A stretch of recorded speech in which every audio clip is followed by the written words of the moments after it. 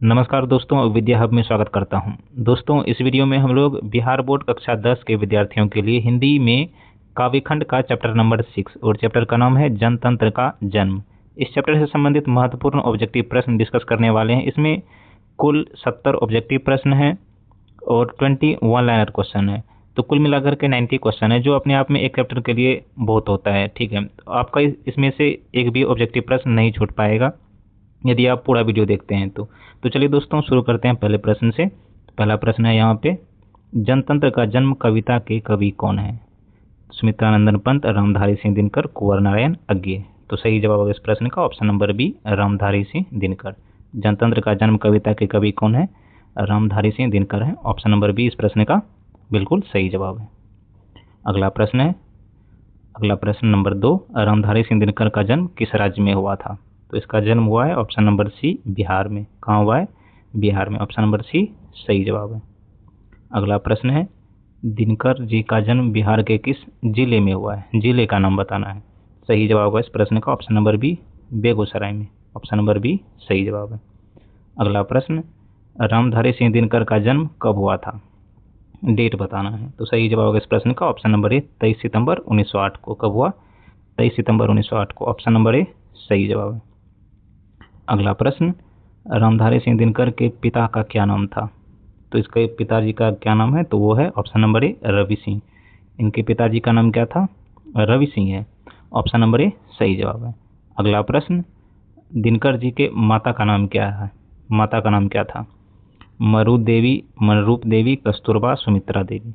तो सही जवाब होगा दोस्तों इस प्रश्न का ऑप्शन नंबर बी, मनरूप देवी। दिनकर जी के माता जी का क्या नाम है? तो मनरूप देवी नाम है। ऑप्शन नंबर बी सही जवाब है। अगला क्वेश्चन है क्वेश्चन नंबर 7, दिनकर जी को किस रचना के लिए ज्ञानपीठ पुरस्कार मिला था? रेणुका, हुंकार, उर्वशी, रश्मिरथी। सही जवाब है इस प्रश्न का ऑप्शन नंबर सी, उर्वशी के लिए। ध्यान में रखना है, ये VVI सवाल है, इसको नोट करो अपनी कॉपी में। किस रचना के लिए दिनकर जी को ज्ञानपीठ पुरस्कार मिला है? तो उर्वशी के लिए। ऑप्शन नंबर सी सही जवाब है। अगला सवाल, संस्कृति के 4 अध्याय के लिए दिनकर जी को कौन सा पुरस्कार मिला है? संस्कृति के 4 अध्याय जो रचना किए हैं उसके लिए कौन सा पुरस्कार मिला?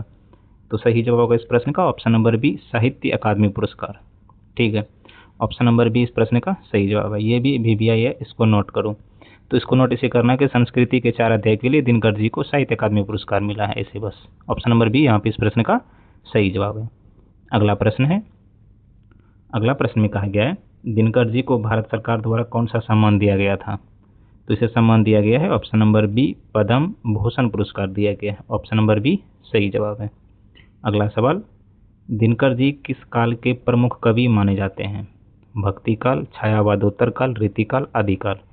सही जवाब होगा दोस्तों इस प्रश्न का ऑप्शन नंबर बी, छायावादोत्तर काल, यानी छायावाद के बाद का कवि है, उसी को उसमें कहा जाता है छायावादोत्तर काल। तो ऑप्शन नंबर बी यहाँ पे इस प्रश्न का सही जवाब है। अगला सवाल, सिंहासन खाली करो की जनता आती है, किस कविता की पंक्ति है? सिंहासन खाली करो की जनता आती है, किस कविता की पंक्ति है? सही जवाब होगा इस प्रश्न का ऑप्शन नंबर सी, जनतंत्र का जन्म। ऑप्शन नंबर सी इस प्रश्न का सही जवाब है। अगला सवाल, कवि के अनुसार जनतंत्र के देवता कौन है? इसका सही जवाब होगा ऑप्शन नंबर सी, किसान मजदूर। जनतंत्र के देवता कौन है? किसान मजदूर है कवि के अनुसार। ऑप्शन नंबर सी, 12 नंबर का क्वेश्चन नंबर 12 का ऑप्शन नंबर सी सही जवाब है। अगला सवाल है, अगला सवाल में कहा गया है, जनतंत्र का जन्म कविता में कवि ने किसे धूसरता का प्रतीक माना है? धूसरता का प्रतीक किसे माना है? तो इसका सही जवाब होगा ऑप्शन नंबर बी, मिट्टी को। किसे माना है? मिट्टी को। ऑप्शन नंबर बी सही जवाब है। अगला क्वेश्चन,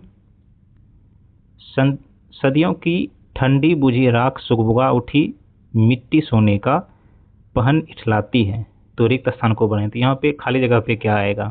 तो सही जवाब होगा यहाँ पे इस प्रश्न का ऑप्शन नंबर बी, ताज। ये एक लाइन है उसमें से, जिसे भरना मैं पढ़ के बताता हूँ। सदियों की ठंडी बुझी राख सुगबुगा उठी, मिट्टी सोने का, यहाँ पे बोलना, ये यहाँ पे आएगा ताज। ठीक है, यहाँ पे आएगा सोने का ताज पहन इठलाती है। तो ऑप्शन नंबर बी इस प्रश्न का क्या है? सही जवाब है। बढ़ते हैं अगले प्रश्न की ओर। और अगला प्रश्न है, दिनकर जी की प्रारंभिक शिक्षा कहाँ से हुई थी? दिनकर जी की प्रारंभिक शिक्षा कहाँ से हुई थी?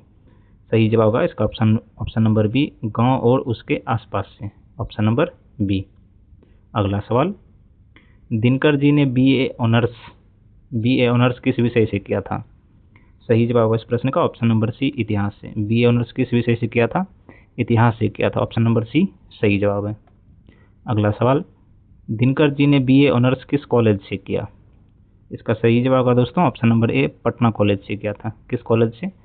पटना कॉलेज, ऑप्शन नंबर ए इसका राइट आंसर है। नेक्स्ट क्वेश्चन है, दिनकर जी की पहली कविता पुस्तिका परनभंग कब प्रकाशित हुई? परनभंग जो पहली कविता पुस्तिका थी वो कब प्रकाशित हुई है? तो इसका सही जवाब होगा ऑप्शन नंबर बी, 1929 में। कब हुआ है? 1929 में, ऑप्शन नंबर बी सही जवाब है।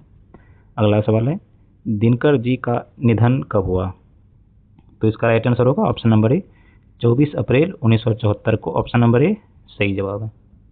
अगला प्रश्न, दिनकर जी को क्या कहा जाता है? मतलब उसके उपनाम क्या है? उसको कौन से कवि के नाम से बुलाया जाता है? प्रकृति के सुकुमार कवि, राष्ट्र कवि, कलम का सिपाही, क्रांतिकारी कवि। सही जवाब है इसका ऑप्शन नंबर बी, राष्ट्र कवि कहा जाता है। रामधारी सिंह दिनकर को राष्ट्र कवि कहा जाता है, ठीक है, ध्यान में रखना है। ऑप्शन नंबर बी सही जवाब है। ये एक बीबीआई टाइप का सवाल है, इसे लिख सकते हो। अगला सवाल, रेणुका किसकी रचना है? रेणुका किसकी रचना है? तो किसकी है? रामधारी सिंह दिनकर की, ऑप्शन नंबर बी। अगला सवाल में कहा गया है क्वेश्चन नंबर 22, हुंकार काव्य संग्रह के लेखक कौन है? हुंकार किसने लिखा है? तो वो भी लिखा है दिनकर ने, रामधारी सिंह दिनकर ने, ऑप्शन नंबर ए। बढ़ते हैं अगले प्रश्न की ओर, और अगला प्रश्न है, रसवंती के रचनाकार कौन है? रसवंती, तो रसवंती भी किसने लिखा है? दिनकर ने लिखा है, ऑप्शन नंबर बी सही जवाब है। अगला सवाल नंबर 24, उनकी दिनकर जी की प्रसिद्ध गद्य कृति कौन सी है? गोदान, संस्कृति के 4 अध्याय, मेलांचल, अर्धनारीश्वर। तो सही जवाब होगा इस प्रश्न का ऑप्शन नंबर बी, संस्कृति के 4 अध्याय, ऑप्शन नंबर बी इस प्रश्न का सही जवाब है। अगला प्रश्न, कविता में समय के रथ का घर घर नाद सुनो का अर्थ क्या है? समय के रथ का घर घर नाद सुनो, इसका अर्थ क्या है? सही जवाब होगा इस प्रश्न का ऑप्शन नंबर बी, क्रांतिकारी का शंखनाद या रथ की आवाज़। घर घर नाद का क्या मतलब है यहाँ पे?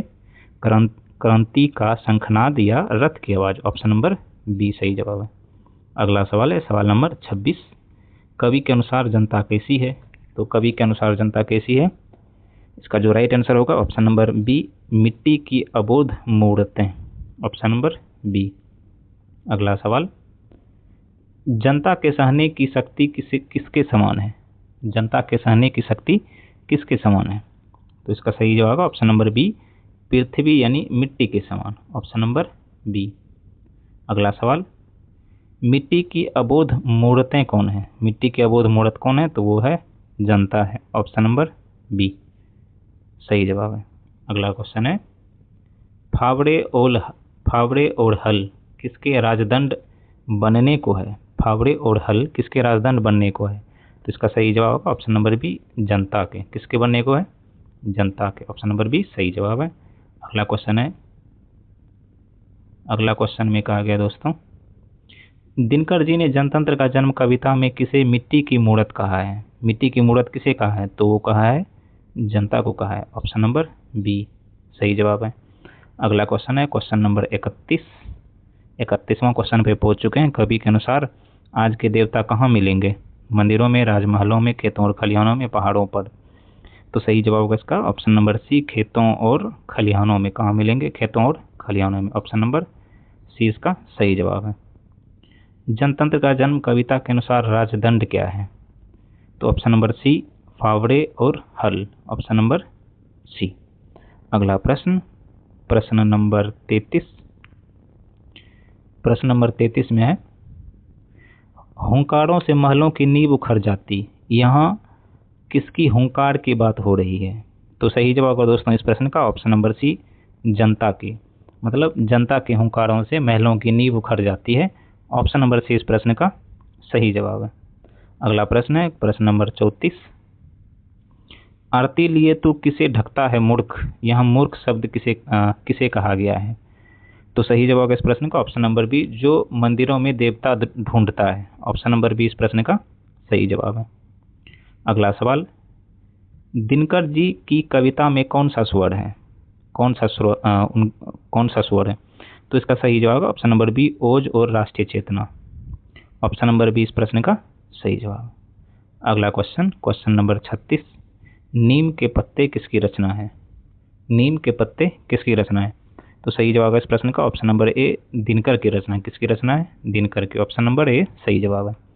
अगला क्वेश्चन है, कुरुक्षेत्र दिनकर की कैसी रचना है? कुरुक्षेत्र दिनकर की कैसी रचना है? कुरुक्षेत्र दिनकर के द्वारा लिखा गया है, तो वो कैसी रचना है ये बताना है। तो ऑप्शन नंबर बी इस प्रश्न का सही जवाब होगा, काव्य, प्रबंध काव्य। काव्य में कौन सा? प्रबंध काव्य। ऑप्शन नंबर बी सही जवाब है इस प्रश्न का। अगला सवाल है सवाल नंबर 38, परशुराम की प्रतीक्षा किसकी कृति है? परशुराम की प्रतीक्षा किसकी कृति है? तो वो है रामधारी सिंह दिनकर की। ऑप्शन नंबर ए यहाँ पे इस प्रश्न का सही जवाब है। तो आप लोगों से एक छोटी सी रिक्वेस्ट है, चैनल पर आप पहली बार विजिट कर रहे हैं तो चैनल को सब्सक्राइब कीजिए। वीडियो आपको एग्जाम के लिए हेल्पफुल लग रहा है तो लाइक कीजिए, अपने दोस्तों में भी शेयर कीजिए। ठीक है, एक छोटी सी रिक्वेस्ट आप लोगों को, एक सेकंड लेकर प्लीज़ करिए, आप लोगों के लिए मेहनत कर रहा हूँ। ठीक है, तो बढ़ते हैं अगले प्रश्न की ओर। और प्रश्न नंबर है 39 दिनकर जी को किस विश्वविद्यालय का कुलपति बनाया गया था? दिनकर जी को किस विश्वविद्यालय का कुलपति बनाया गया था? कुलपति मतलब एक पूरे विश्वविद्यालय का जो प्रधान होता है, हेड, तो उसे कुलपति बोलते हैं। तो किस विश्वविद्यालय का बना था? तो वो बना था भागलपुर विश्वविद्यालय का। ठीक है, ऑप्शन नंबर बी सही जवाब है। अगला सवाल,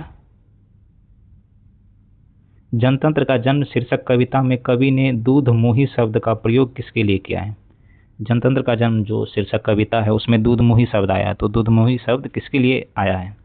ठीक है, तो इसका सही जवाब है ऑप्शन नंबर बी, जनता के लिए। किसके लिए आया है? जनता के लिए। ऑप्शन नंबर बी सही जवाब है। अगला प्रश्न है, कवि दिनकर के अनुसार किसके सिर पर मुकुट धारण करने की तैयारी है? तो इसका राइट आंसर होगा ऑप्शन नंबर बी, जनता के सिर पर मुकुट धरने की तैयारी। Option number B. अगला प्रश्न, सिमरिया में किसका जन्म हुआ? तो सिमरिया बेगूसराय बिहार में जो जन्म हुआ है वो रामधारी सिंह दिनकर का हुआ है। ऑप्शन नंबर बी सही जवाब है। अगला सवाल है, दिनकर जी किस राज्यसभा के सदस्य रहे हैं? किस राज्यसभा के सदस्य रहे हैं? तो इसका सही जवाब है ऑप्शन नंबर बी, राज्यसभा के। तो वो राज्यसभा के सदस्य भी रह चुके हैं, बस ये ध्यान रखना है। तो ऑप्शन नंबर बी सही जवाब है। दो सभा होती है, एक लोकसभा होती है, एक राज्यसभा होती है। केंद्र की बात करें तो राज्यसभा के सदस्य भी रह चुके हैं। ऑप्शन नंबर बी सही जवाब है। अगला प्रश्न नंबर 44, दिनकर जी का उपनाम क्या है? तो इनका उपनाम है राष्ट्रकवि कहा जाता है। ठीक है, तो 44 का जो सही जवाब होगा वो है ऑप्शन नंबर ए। अगला सवाल, जनतंत्र का जन्म कविता का मुख्य भाव क्या है? तो इसका जो मुख्य भाव है वो है ऑप्शन नंबर सी, जनता की शक्ति और जनतंत्र की स्थापना। Option number C. Next question है, रश्मिरथी में किसका चरित्र चित्रण किया गया है? रश्मिरथी में किसका चरित्र चित्रण किया गया है? तो सही जवाब है इस प्रश्न का ऑप्शन नंबर बी, कर्ण का। रश्मिरथी में किसका? कर्ण का। ऑप्शन नंबर बी इस प्रश्न का सही जवाब है। अगला सवाल, कविता के अनुसार जनता की भौहें तनने से क्या होती है? जनता की भौहें जब तनती है तो क्या होता है? तो ऑप्शन नंबर बी, भूकंप आता है। भूकंप मीन्स क्रांति या परिवर्तन होती है। ठीक है, यहाँ पे लिखा हुआ है, ये नहीं कि ओरिजिनल में भूकंप आता है धरती हिलने लगती है, वो नहीं। तो राजनीति में भूकंप आता है तो उसे क्रांति या परिवर्तन होता है उससे। ऑप्शन नंबर बी सही जवाब है। अगला सवाल, जनता की सहनशीलता की तुलना किससे की गई है? जनता की सहनशीलता की तुलना किससे की गई है? तो सही जवाब होगा इस प्रश्न का ऑप्शन नंबर सी, धरती की मिट्टी से। धरती से या मिट्टी से कह सकते हैं। ऑप्शन नंबर सी सही जवाब है। अगला सवाल, धूसरता शब्द का अर्थ क्या है? धूसरता का मतलब क्या होगा यहाँ पे? तो सही जवाब इसका ऑप्शन नंबर बी, मट मैलापन धूल से भरा। Option number B. Option number B इस प्रश्न का सही जवाब है। अगला प्रश्न नंबर 50 पे अपना लोग पढ़ते पढ़ते पहुंच चुके हैं। 50 का फटाफट से आंसर बताना है। दिनकर जी को पद्म भूषण कब मिला है? तो इनको मिला है ऑप्शन नंबर बी, 1959 में। Option number B. अगला सवाल, हारे को हरिनाम किसकी रचना है? ये भी है, इसको नोट डाउन करो अपने कॉपी में। हारे को हरिनाम किसकी रचना है? तो वो है दिनकर की। ऑप्शन नंबर ए इस प्रश्न का सही जवाब है। अगला प्रश्न, दिनकर जी ने हाई स्कूल की शिक्षा कहाँ से प्राप्त की है? तो दिनकर ने कहाँ से की है? तो वो की है हाई स्कूल कहाँ से किया है? मोकामा घाट से किया है। Option number B. अगला सवाल, दिनकर जी की कविताओं में किसका प्रभाव दिखता है? किसका प्रभाव दिखता है? तो वो दिखता है ऑप्शन नंबर बी, भारतीय सभ्यता और राष्ट्रीय आंदोलन का।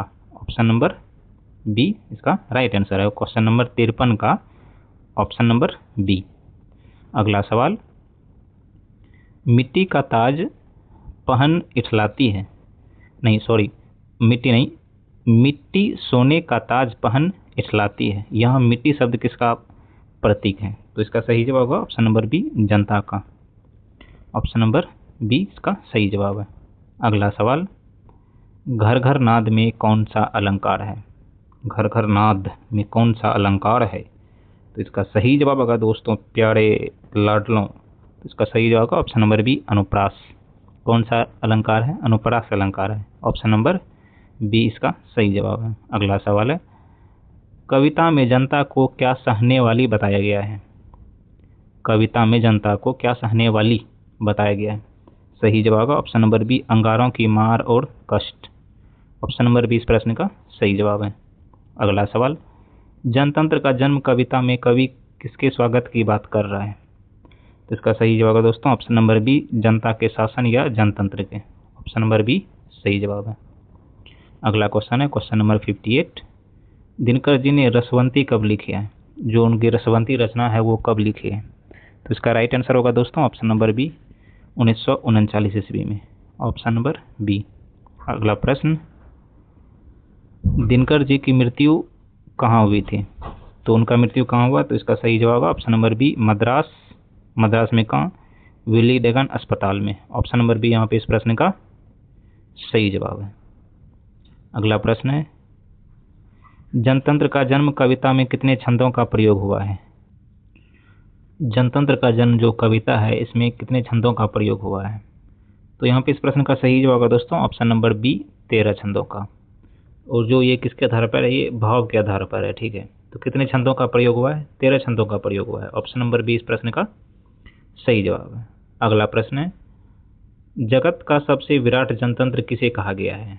तो जगत का सबसे विराट जनतंत्र किसे कहा गया? वो भारत को कहा गया। ऑप्शन नंबर बी सही जवाब है।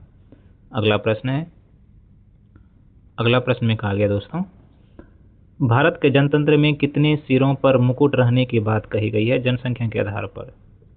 सही जवाब इस प्रश्न का ऑप्शन नंबर ए, 13 कोटि। 13 कोटि मतलब 13 करोड़। और ये जो 13 करोड़ की बात की है यहाँ पे लिखा हुआ है नीचे, कविता के समय की जनसंख्या के संदर्भ में, ठीक है। तो जो कविता जो जिस समय रामधारी सिंह दिनकर लिख रहे थे कविता, उस समय जो जनसंख्या रही है उसके संदर्भ में बात कर रहे हैं। तो यहाँ पे क्वेश्चन नंबर 62 का ऑप्शन नंबर ए सही जवाब है, ठीक है। बढ़ते हैं अगले प्रश्न की ओर। क्वेश्चन नंबर 63, दिनकर जी के काव्य में पौरुष का अर्थ क्या है? पौरुष का अर्थ क्या है? तो इसका सही जवाब है दोस्तों ऑप्शन नंबर बी, शक्ति और साहस। पौरुष का क्या मतलब? शक्ति और साहस। Option number B. अगला प्रश्न, साबरमती के संत किसे कहा गया है? साबरमती के संत किसे कहा गया है? सही जवाब होगा इसका ऑप्शन नंबर ए, गांधी जी को। समान ज्ञान या दिनकर के संदर्भ में देखें तो साबरमती का संत गांधी जी को कहा गया। तो ऑप्शन नंबर ए सही जवाब है। अगला सवाल, जनतंत्र का जन्म किस संग्रह से ली गई है? इसका बुक्स का नाम बताना है। तो ये वीवीआई सवाल है, इसको नोट करना है। तो इसका सही जवाब है दोस्तों ऑप्शन नंबर बी, हुंकार से। कहाँ से लिया गया? जो रामधारी सिंह दिनकर की रचना है हुंकार, वहाँ से लिया गया जनतंत्र का जन्म। ऑप्शन नंबर बी इस प्रश्न का सही जवाब है। अगला प्रश्न, कवि के अनुसार किसका रास्ता कोई नहीं रोक सकता? तो इसका राइट आंसर होगा ऑप्शन नंबर बी, जनता के रथ का। Option number B. अगला प्रश्न, रामधारी सिंह जी को अधेरी का कवि किसने कहा है? और धैर्य का कवि किसने कहा है? रामचंद्र शुक्ल, हजारी प्रसाद द्विवेदी, स्वयं उन्होंने या आलोचकों ने? निराला। सही जवाब इस प्रश्न का ऑप्शन नंबर सी, स्वयं या आलोचकों ने। स्वयं उन्होंने या फिर आलोचकों ने कहा है। तो ऑप्शन नंबर सी इस प्रश्न का सही जवाब है। अगला प्रश्न, जनतंत्र का जन्म कविता में देवता किसे कहा गया है? तो देवता किसे कहा है, इस प्रश्न का सही जवाब होगा ऑप्शन नंबर सी, खेतों में काम करने वाले मजदूरों को। ऑप्शन नंबर सी सही जवाब है। अगला प्रश्न है, दिनकर जी ने कविता में अंधकार किसे माना है? कविता में अंधकार किसे माना है? तो इसका सही जवाब है ऑप्शन नंबर बी, गुलामी और राजाओं के शासन को कविता में अंधकार माना है। ऑप्शन नंबर बी इस प्रश्न का सही जवाब है। अगला प्रश्न है, जनतंत्र का जन्म कविता का प्रकाशन वर्ष क्या हुआ? प्रकाशन वर्ष क्या है? जो जनतंत्र का जन्म रामधारी सिंह दिनकर ने लिखा है वो किस वर्ष प्रकाशित हुआ? तो इसका सही जवाब है दोस्तों ऑप्शन नंबर बी, 1950 में। और 1950 में क्या हुआ है? संविधान लागू हुआ है। तो 1950 में जनतंत्र का जन्म जो रामधारी सिंह दिनकर की कविता है वो प्रकाशन हुआ है। तो ऑप्शन नंबर बी इस प्रश्न का सही जवाब है। अब बढ़ते हैं अपने वन लाइनर क्वेश्चन की तरफ, जो टॉप 20 क्वेश्चन है जो बिहार बोर्ड परीक्षा में बार बार सवाल पूछे जाते हैं। पहला प्रश्न, जनतंत्र का जन्म कविता के कवि कौन है? रामधारी सिंह दिनकर। इनका जन्म कहाँ हुआ? सिमरिया, बेगूसराय, बिहार। संस्कृति के 4 अध्याय पर साहित्य अकादमी पुरस्कार मिला है। ठीक है। अगला सवाल, उर्वशी पर ज्ञानपीठ पुरस्कार। दो चीज़ें हैं, उर्वशी पर ज्ञानपीठ पुरस्कार मिला है दिनकर को, और संस्कृति के 4 अध्याय पर साहित्य अकादमी, ध्यान रखना है, इसको नोट कर सकते हैं। दिनकर को किस नाम से जाना जाता है? राष्ट्र कवि। सिंहासन खाली करो कि जनता आती है कविता की पंक्ति कहाँ से है? जनतंत्र का जन्म से। कवि के अनुसार आज के देवता कहाँ मिलेंगे? खेतों खनियालों में। फावड़े और हल क्या बनने को हैं? राजदंड। अगला, मिट्टी सोने का ताज पहनकर क्या कर रही है? इठला रही है। दिनकर जी का जन्म कब हुआ? 23 सितंबर 1908। उनकी मृत्यु कब हुई? 24 अप्रैल 1974 को। जनतंत्र का जन्म में जनता को क्या कहा गया है? मिट्टी की अबोध मूर्तें कहा गया है। अगला सवाल है, रथ के समय घर घर नाद क्या है? जनता के आगमन की गूंज। और 14वां सवाल है, दिनकर जी किस सदन के सदस्य थे? तो वो राज्यसभा के सदस्य भी रह चुके हैं। 15वां में कहा गया है, रश्मिरथी किसकी रचना है? तो दिनकर जी की है। और कहा गया रेणुका हुंकार के लेखक कौन है? तो वो रामधारी सिंह दिनकर है। 17 में है, दिनकर जी किस काल के कवि हैं? तो वो छायावादोत्तर काल हैं। भारत सरकार ने उन्हें कौन सा सम्मान दिया? पद्म भूषण। जनतंत्र का शासन किसका होता है? जनता का। कविता के अनुसार किसके माथे पर मुकुट सजेगा? 33 कोटि जनता के। 33 कोटि मीन्स 33 करोड़ की जनता है, सभी के माथे पर मुकुट सजेगा। तो यहाँ पे कुल मिलाकर के हम लोग 20 वन लाइनर क्वेश्चन का भी देख चुके हैं। आप इसे जैसा है वैसा ही नोट कर सकते हैं, एग्जाम में भी इसी तरह का प्रश्न देखने को मिलेगा। तो यहाँ तक देखने के लिए आपका बहुत बहुत धन्यवाद। मिलते हैं अगले प्रश्न में, अगले नए वीडियो में, नए क्लासेस में। तब तक के लिए आप लोग पढ़ते रहिए, जो पढ़ाया गया, जो नोट्स बनाए उसको बार बार रिवाइज कीजिए। तब तक के लिए धन्यवाद।